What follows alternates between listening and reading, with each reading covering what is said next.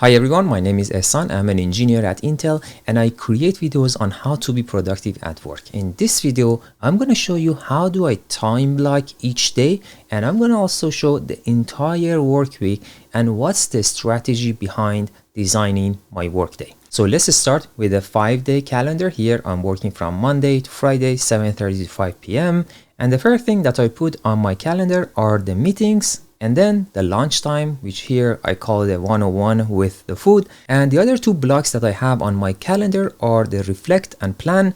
On the reflect time, I sit down and I write what was the win that I had during the day, how much I improved something, or anything meaningful that I want to recall in a few years.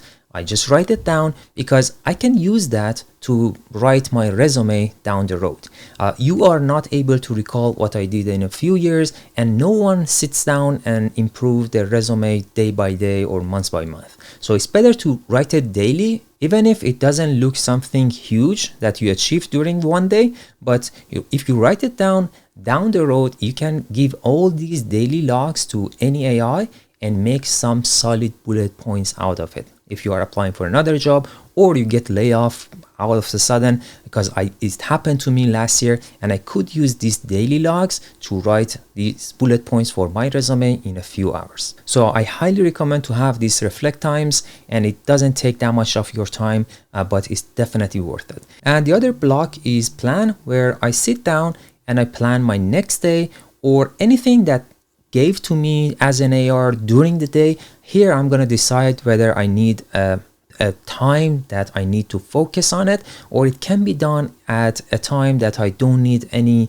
sort of like time block or highly focus on that. I call it low focus. I'm going to explain it in a little bit.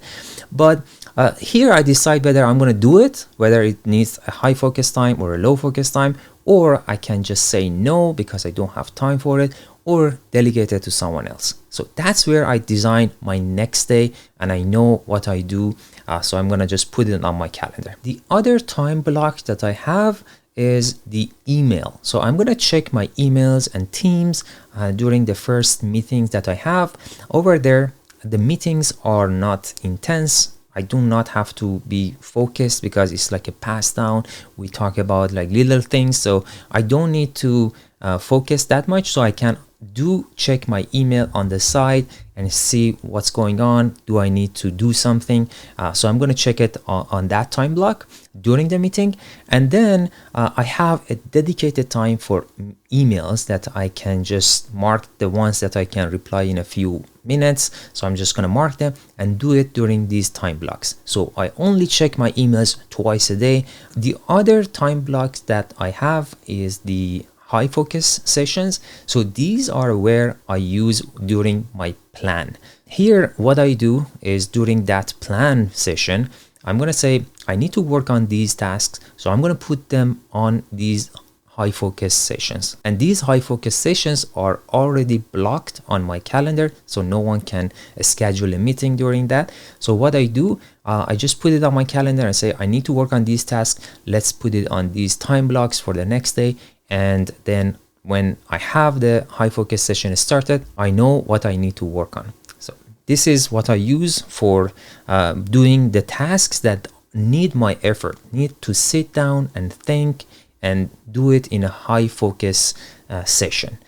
Then I have the low focus sessions. So here you can see some of them are admin. So here I wrote admin or admin over here. So these are those tasks that I do as a batch, are like little tasks that I just let them compound over a week or a few days and then do it at once. I know each one of them takes a few minutes, so I just combine all and do it in one time block. Also, these high focus sessions, you can see I have one for skill development over here. So that's where I sit down and I try to learn a new thing or know more about what I do at work. So this is like improving my skills. So also put it as a high focus. And this is an ad hoc. So let's say if you have a new hire, I do training to him or her during this time, and that's because I don't want to get bugged every few minutes or hours for something. So this is like a dedicated time that I can use over there, or I can use it to schedule meetings with other people if you don't have a new hire. And I use like 10-minute blocks. So if someone needs my help and they want to talk to me during a meeting, I don't use the entire 30 minutes or 1 hour. I just use 10 minutes and just put all of them back to back over here, and I just go through those meetings one after another. So this is the entire work week that I have and how I design my time blocks. And if you focus on only one day, what you can see is I alternate between the high focus and low focus sessions, because high focus tasks are the ones that are difficult to do. If you get distracted, it's much harder to get back to where you were. And the low focus ones are the ones that are easy, and it feels you are doing something, but you are not actually doing something meaningful. You probably are reactive to other people's requests, but on the high focus, I am not reachable. But if you focus on one day, what I want you to get from this video, if it's only one thing, is to alternate between a high focus and the low focus during a day. Because if you cruise the whole day, then you are basically in a reactive mode and you don't have any dedicated time for yourself. So alternating between these sessions will help you to maintain your energy and work better during a day. So that's one thing, and that's how I design my day. And if you look at the entire week, it's almost the same pattern over a week. So I try to design a day that I can manage my energy, and this might be different from person to person. So you first need to put the things that you cannot change during a week, and then try to alternate between these high focus and low focus sessions. And that would be my strategy to design my work week. And the thing that are really helping me to push through finishing a task are these kind of high focus sessions that I have blocked, because those are the time that I can do something meaningful, create something. And the very basic tactic that I use during these high focus sessions are using some sort of stopwatch. I use a dedicated stopwatch, or you can use your watch if it does have a stopwatch. And if you don't, you can just type stopwatch online on Google and just monitor what you do. So this is different than the very well-known method that is called Pomodoro, which you just set a timer for 25 minutes and then rest for 5 minutes and then repeat this for 4 times and then rest for 20 minutes and then just repeat this cycle. The Pomodoro technique has not been helpful during this high focus session for me, because as soon as I get into the flow, then the alarm will take me away from what I'm doing. So I don't like it because it just distracts me. It's kind of works against what I meant to do. And that's why I don't like the Pomodoro technique.